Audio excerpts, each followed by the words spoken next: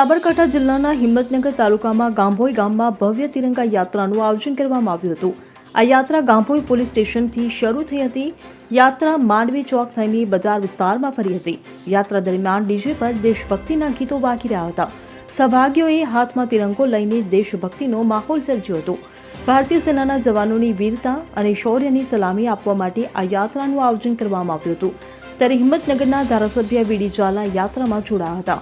જિલ્લા ભાજપ પ્રમુખ કનુભાઈ પટેલ અને હિંમતનગર તાલુકા પ્રમુખ હિતેન્દ્રભાઈ પટેલ પણ ઉપસ્થિત રહ્યા હતા।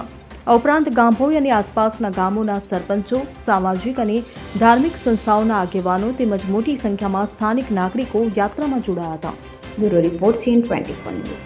હવે જુઓ દેશ દુનિયાની તમામ ખબરો તમારી આંગળીના ટેરવે। ઉઠાવો મોબાઈલ અને Google Play Store પરથી ડાઉનલોડ કરો અમારી CN24 ન્યૂઝ મોબાઈલ એપ।